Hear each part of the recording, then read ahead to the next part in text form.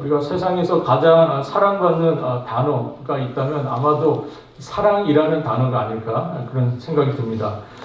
우리가 많은 분들이 새해를 맞아 시작하면서 올 한 해 동안에 사랑이 깊어지고 또 새로운 또 의미에서의 새로운 사랑을 또 꿈꾸는 그런 분들이 계시리라고 생각됩니다.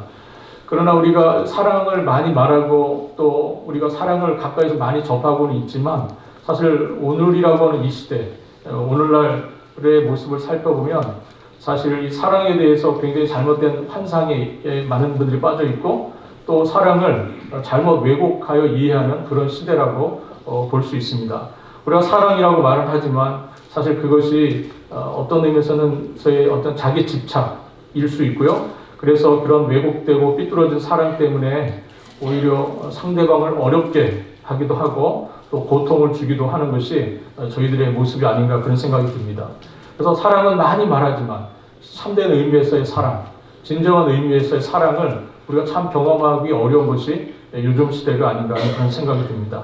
그래서 어떤 분은 이 시대를 향해서 사랑의 종말을 고한 시대다 이런 표현을 쓰기도 했습니다.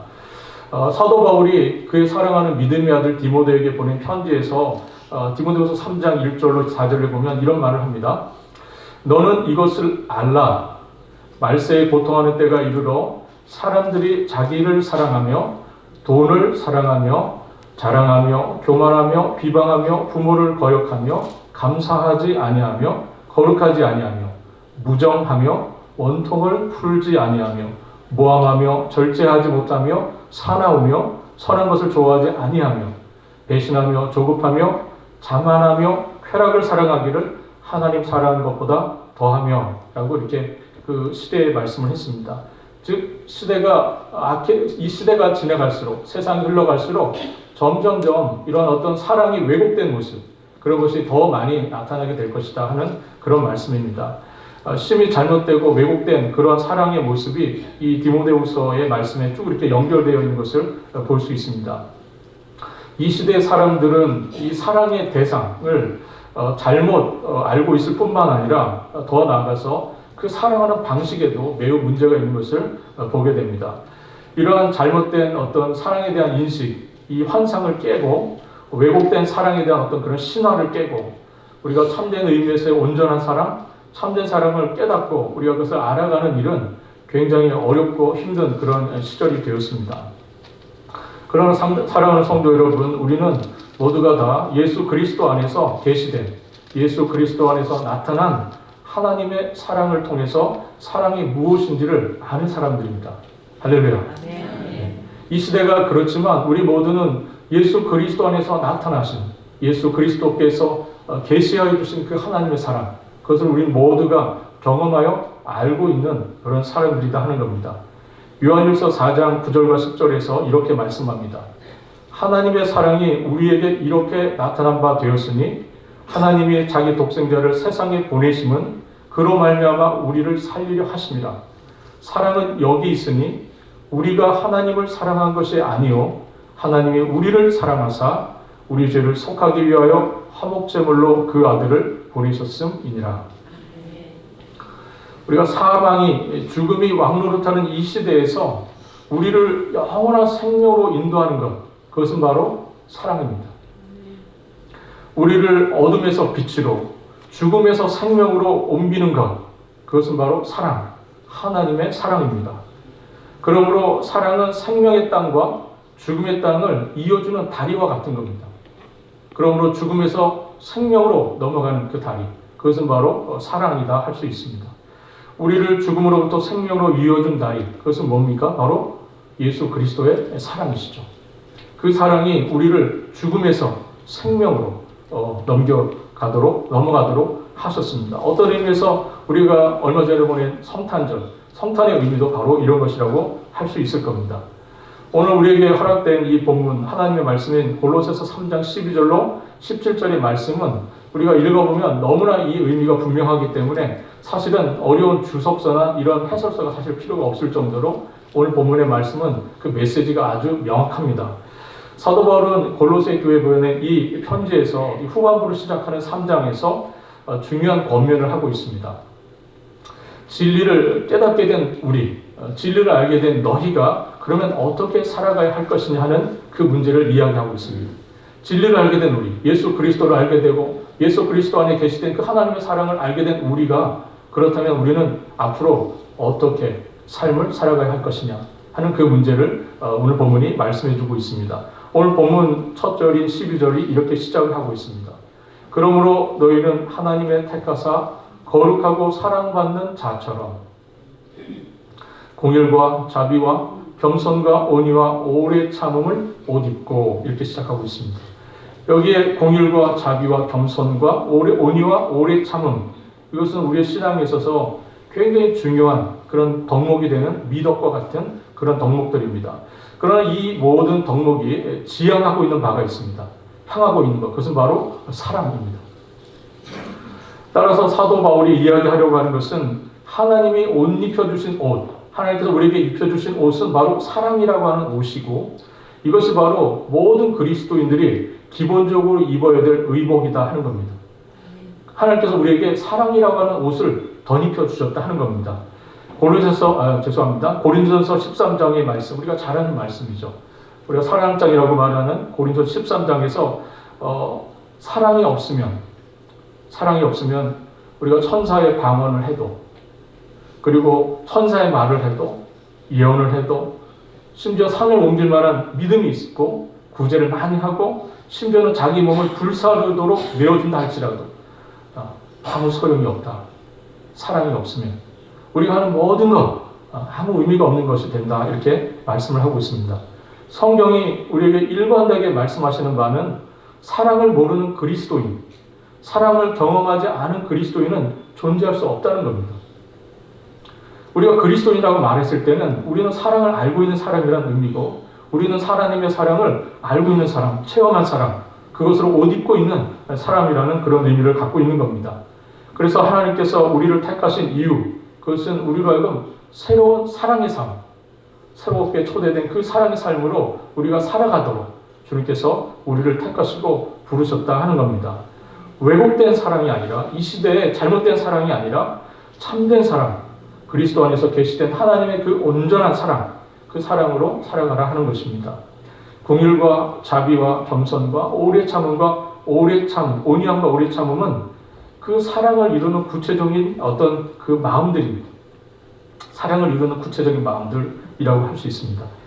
그런데 우리가 이 말씀 앞에서 우리가 갖게 되는 어려움이 있습니다. 그것은 뭐냐면 우리가 다 그렇게 주님의 말씀대로 우리가 사랑을 덧입고 사랑을 옷 입고 정말 주님께서 여기서 말씀하신 것처럼 우리가 겸손하게 또 긍휼과 자비로 그리고 오래 참음과 온유함으로 살고 싶지만 사실은 이 세상이 그렇게 우리로 하여금 살게 하도록 하지 않는다는 것이죠.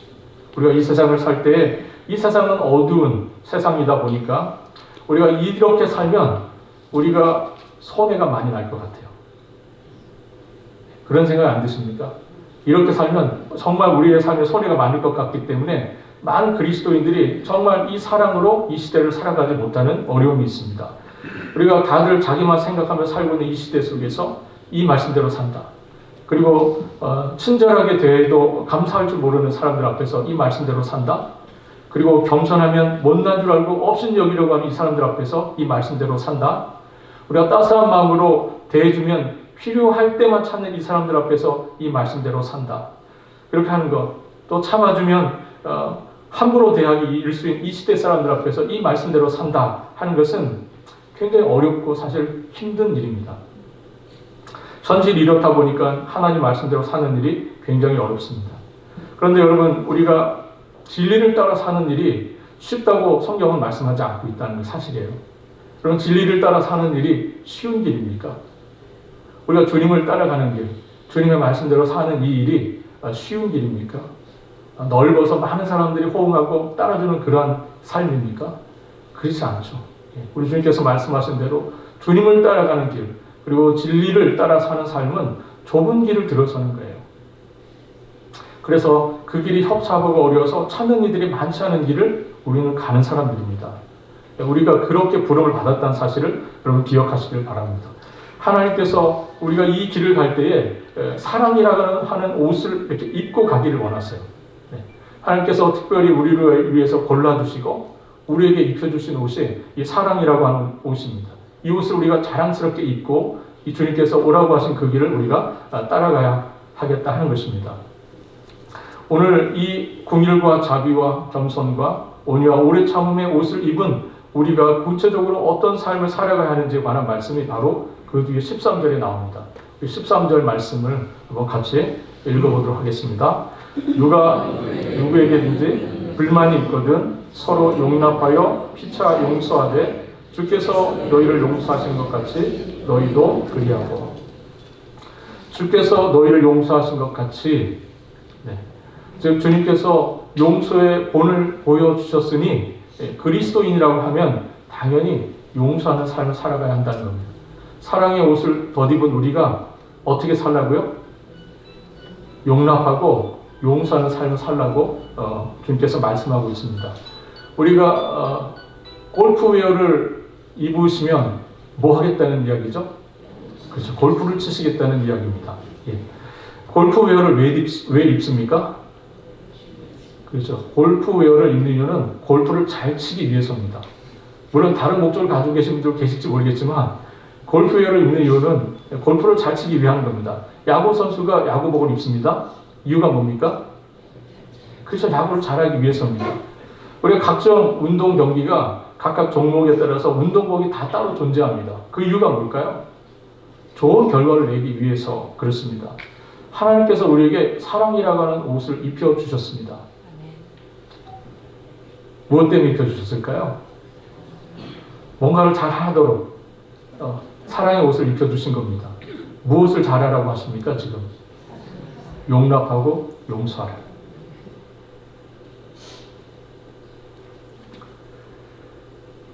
이를 위해서 주님께서 자신의 생명을 내어주셨어요. 이 사랑의 옷을 만들기 위해서 주님께서 자신의 생명을 내어놓으셨습니다.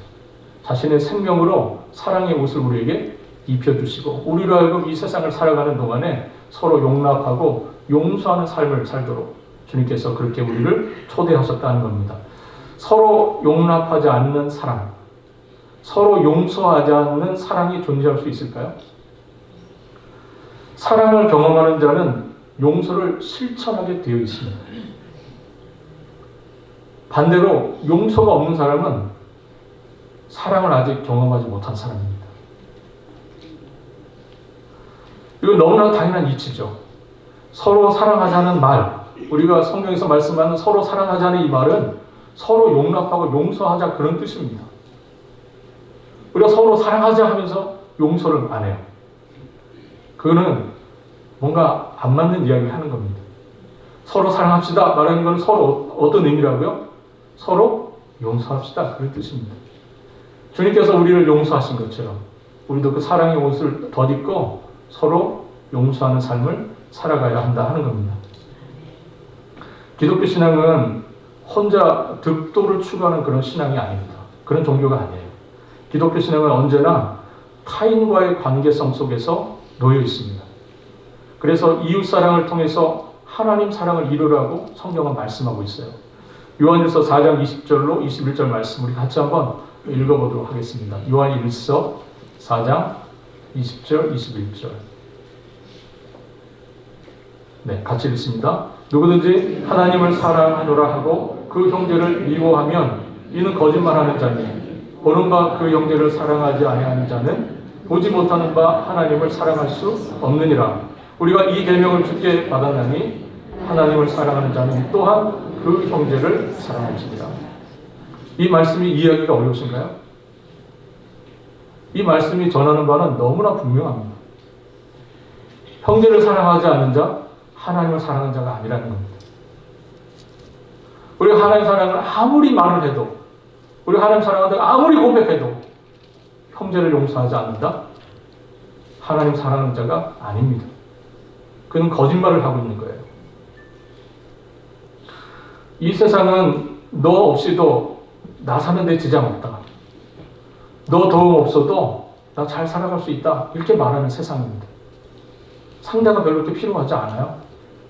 이웃이 별로 그렇게 절실하지 않습니다. 그런 세상을 저희가 살아가고 있습니다. 그래서 많은 의미에서 사랑이 자꾸 왜곡되는 거예요. 이웃을 부정하고 이기적인 삶의 방식으로 살아가는 것이 이 시대입니다. 궁극적으로 그러다 보니까 하나님을 만날 고리가 끊어지게 되는 거예요. 하나님 사랑은 어디 안에서 경험됩니까? 공동체 안에서 경험이 됩니다. 그런데 우리가 이 공동체를 떠나 있고 공동체 안에서 함께 하지를 않으려고 한다면 하나님의 사랑을 만날 기회를 놓치게 되는 것이죠. 성경이 말씀하는 죄는 무엇입니까? 성경이 말씀하는 죄는 궁극적으로 하나님과의 관계의 단절을 의미하는 겁니다. 그래서 분리되는 것, 하나님과 분리되는 것이 죄를 짓는 상태입니다. 반면에 구원이라고 하는 건 뭡니까? 성경에서 말씀하시는 구원. 그것은 하나님과의 끊어졌던 관계가 회복되는 겁니다. 그것이 구원입니다. 연합하는 것이죠. 하나님은 홀로 존재하지 않으시고 삼위가 한 분으로 계신 분이십니다. 우리가 믿는 하나님은 홀로 한 분이신 하나님이시지만 삼위가 함께 계시는 그런 분이세요. 삼위 하나님이 한 분으로 존재하시는 그 이유는 무엇입니까? 왜 삼위가 계시는데 그분이 한 분처럼 존재합니까? 그럴 수 있는 이유는 딱 하나입니다. 삼위 간에 깊은 사랑이 있으시기 때문에 그렇습니다. 하나님은 사랑이시라. 요한일서가 말씀하는 이유가 거기에 있는 겁니다.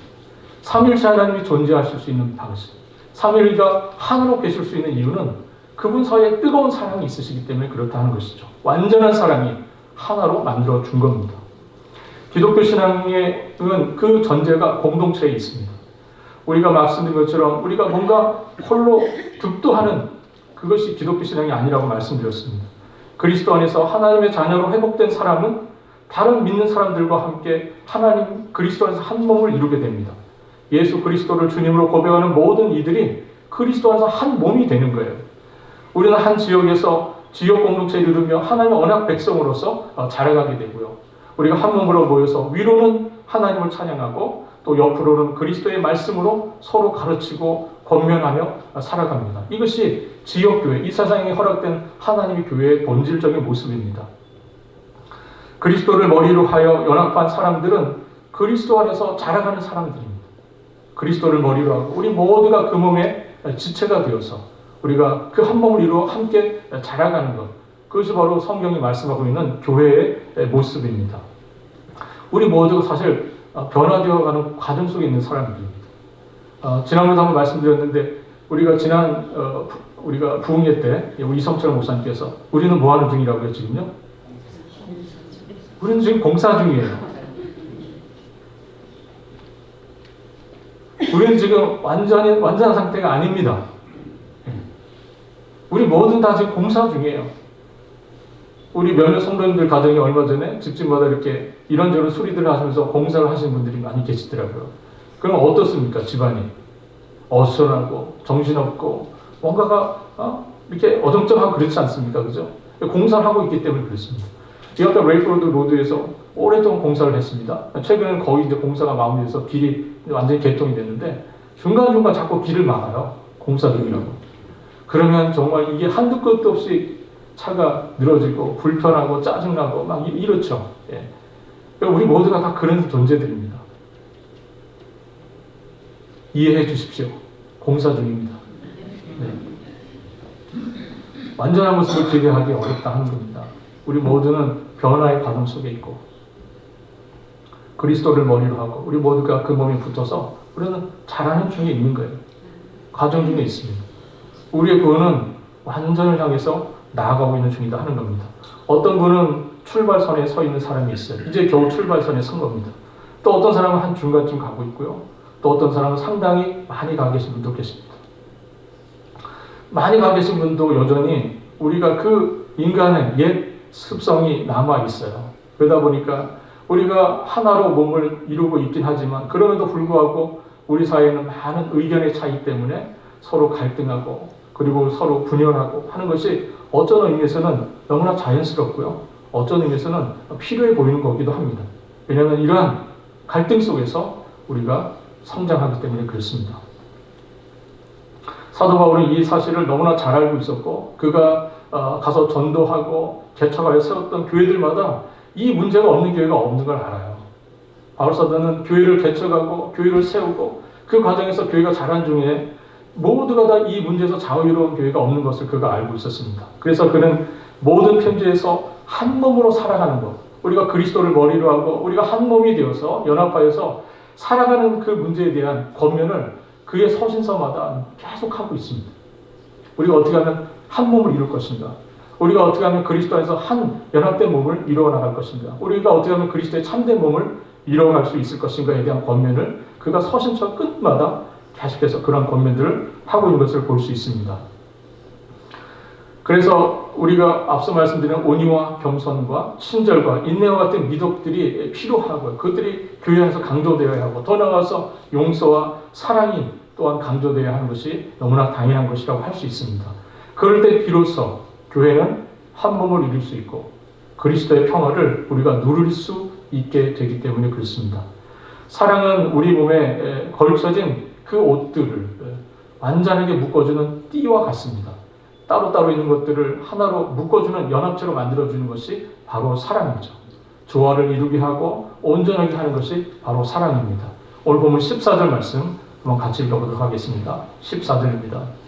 이 모든 것 위에 사랑을 더하라. 이는 온전하게 매는 띠니라. 사랑의 옷을 입으라고 하는 것은 마치 우리가 운동복을 입는 것처럼 우리가 야구 선수의 그 복장 혹시 여러분들 아실까 모르겠습니다. 야구 선수는 속바지를 입습니다. 이렇게 슬라이딩 할 때 다치지 말라고 두툼한 속바지를 하나 껴 입습니다. 그리고 긴 겉바지를 입고요. 또 필요하면 긴팔 웃도리도 입고 또 필요한 조끼도 그 위에 걸쳐 입습니다. 이것이 야구 선수의 복장입니다. 이러한 모습을 이렇게 하나하나 하고 입을 때에 그것이 야구 선수 복장이 되는 거죠. 마찬가지로 우리가 긍휼과 자비와 겸손과 온유와 오래 참음이라고 하는 것들을 우리가 하나하나 걸쳐 입고요. 결국은 거기에 사랑으로 띠를 딱 매면 어떤 옷이 되는 겁니까? 사랑의 옷이 되는 겁니다. 사랑의 옷이 되는 거죠. 사랑하는 성도 여러분, 우리가 새해를 맞아서 우리 주님께서 여러분들에게 입혀주신 옷이 있습니다. 사랑의 옷입니다. 사랑의 옷. 여러분들 새해에 이 사랑의 옷으로 입으시고 그 사랑의 옷이 의미하는 바를 여러분들의 삶에서 이루어가신 여러분들 될 수 있길 바랍니다. 그런데 옷이라고 하는 것이 꼭 기능만 중요한 게 아니죠. 옷에 또 중요한 기능이 무엇입니까? 입어서 멋을 내야 됩니다. 그죠? 옷을 기능으로만 입는 분은 안 계실 것 같아요. 우리가 옷을 하나 입는데 왜 이 옷 저 옷 자꾸 뒤져보고 이 가게 저 가게 다닙니까? 바지 하나 사는데 그냥 아무거나 사면 되는 거 아닙니까? 왜 그렇죠? 멋이 안 나기 때문에 그렇습니다. 자신 입어서 멋이 나야 되는데 디자인적인 요소도 옷이 굉장히 중요하죠. 오늘 본문의 사랑이라는 옷에 덧입혀지는 그 아름다운 그런 액세서리들을 오늘 본문에서 또 말씀을 하고 있습니다. 우리 15절로 17절까지 말씀 한번 쭉 한 목소리로 한번 읽어보도록 하겠습니다. 그리스도의 평강이 너희 마음을 주장하게 하라. 너희는 평강을 위하여 한 몸으로 부르심을 받았느니 너희는 또한 감사하는 자가 되라. 그리스도의 말씀이 너희 속에 풍성히 거하여 모든 지혜로 피차 가르치며 권면하고 시와 찬송과 신령한 노래를 부르며 감사하는 마음으로 하나님을 찬양하고 또 무엇을 하든지 말에나 일에나 다 주 예수의 이름으로 하고 그를 힘입어 하나님 아버지께 감사하라. 이 15절로 17절까지 있는 이 본문을 쭉 이렇게 정리해 보면 몇 가지 중요한 단어들이 등장합니다. 평강, 감사, 말씀, 지혜, 시와 찬송과 신령한 노래, 즉 찬양이죠. 이런 것들이 나옵니다. 우리가 옷에는 어울리는 시작을 또 할 필요가 있습니다. 그렇죠? 그래야 옷이 맵시가 납니다. 치장을 잘못하면 아무리 좋은 옷을 입어도 그게 예쁘게 보이지 않을 수가 있습니다. 그래서 여성분들이 항상 옷을 입으시고 뭐에 신경 쓰시죠? 그렇죠. 어떤 액세서리를 몸에 거칠 것인가. 굉장히 중요한 문제입니다. 근데 만약 내가 입은 옷이 더 폼나고 내가 입은 옷이 더 드러나게 하는 아주 중요한 그런 액세서리들이 있기 때문에 그렇습니다. 여러분들 하나님께서 우리에게 그리스도의 희생을 통해서 만들어 놓으신 사랑의 옷을 우리에게 입혀주셨어요. 거기에 우리가 어떤 것들을 더해야 되겠습니까? 거기에 평강을 더하고 거기에 감사를 더하고 거기에 말씀과 지혜를 더하고 찬양의 액세서리들을 더해야 한다 하는 겁니다. 그럴 때 우리가 정말 하나님 앞에서 아름다운 옷으로 옷 입고 이 시대를 살아갈 수 있게 될 겁니다. 저는 말씀을 좀 맺고 싶습니다. 지난 한 해 동안 여러분들 정말 이 하나님께서 여러분들이 입혀줬던 사랑의 옷을 입고 많이 헌신해 오셨어요. 지난 한 해 동안 이 주님께서 입혀주신 사랑의 옷을 입고 여러분들이 여러분들의 가정에서 또 주님이 여러분들 사랑하는 이 교회 공동체 안에서 그리고 여러분들이 일하는 일터에서 그렇게 살아오셨습니다. 참으로 수고가 많으셨습니다. 여러분들 잘하셨어요. 네. 저의 칭찬이 그렇게 칭찬같이 안 들릴 수도 있겠지만 저는 진심으로 여러분들이 한 해 동안 수고했다고 말씀드리고 싶습니다. 여러분들이 하나님께서 입혀주신 수고, 그거 여러분들이 입혀주신 그 사랑의 옷으로 많은 수고를 하셨어요. 그러나 말씀드린 것처럼 서두에도 말씀드린 것처럼 이 시대는 왜곡된 사랑으로 가슴앓이라는 시대입니다. 여러분들은 예수 그리스도로 옷 입고 예수 그리스도께서 여러분 그분의 희생을 통해서 여러분들에게 입혀주신 사랑의 옷을 입고 계신 분들입니다. 여러분들은 그 은혜 때문에 어둠에서 빛으로 죽음에서 생명으로 나오신 분들이세요. 여러분들은 사랑이 뭔지를 아시는 분들입니다. 세상 사람들은 사랑이 뭔지를 몰라요. 거기는 해결 방법이 없습니다. 그러나 여러분들은 사랑을 입으신 분들이시죠. 여러분들이 이 시대에 정말 부름 받았다는 사실을 기억해 주시길 바랍니다. 어떤 일로 부름을 받으셨습니까? 사랑하는 일로 부름을 받으셨다는 거죠. 적어도 저는 이 공동체 안에서 용납되어지고 용서하는 일들이 있기를 바랍니다. 그리고 더 나아가서 여러분들이 용서받고 용납된 이 은혜를 세상 사람들에게 전하여서 하나님의 사랑, 특별히 예수 그리스도의 십자가의 죽음을 통해서 드러난 하나님의 사랑을 증거하실 수 있는 여러분들 될 수 있기를 간절히 바랍니다. 사랑의 옷으로 여러분들 주님께서 말씀해 주신 여러 가지 아름다운 것으로 잘 치장하여서 저마다 개성 넘치는 그런 아름다운 사랑의 옷을 입으시고 여러분들 이 시대에 하나님의 정말 존귀한 자녀들로 하나님의 망같은 제사장들로 이 시대에 세상을 향해 나가시고 그리스도의 사랑을 하나님의 이 놀라우신 사랑을 선포하고 증거하는 여러분들 되실 수 있기를 우리 주님의 이름으로 바라겠습니다. 기도하겠습니다. 하나님 아버지 정말 주님께서 오늘 말씀을 통해서 저희들 또 올 한 해 또 우리가 어떠한 모습으로 또 살아가야 하는지를 말씀하여 주시니 주여 감사합니다. 주님께서 예수 그리스도의 십자가의 죽음을 통해서 저희들에게 입혀주신 그 사랑의 옷을 입고 하나님 거기에 평화와 하나님 말씀과 지혜와 찬양의 옷으로 감사의 것으로 덮어서 그것을 덧입어서 저희가 정말 아름답고 흠모할 만한 모습으로 이 시대의 세상을 향해 나갈 수 있도록 주님 도와주시고 그리스도의 참된 사랑을 전하고 증거하는 저희들 될 수 있도록 주여 은혜를 더하여 주옵소서. 그래서 이 시대의 사랑이 사라져가고 정말 잘못되어져가는 이 시대를 향해서 참된 사랑을 선포하고 증거할 수 있는 저희들 될 수 있도록 주여 인도하여 주옵소서. 감사드리며 우리 주님 되시는 예수 그리스도의 이름으로 기도합니다. 아멘.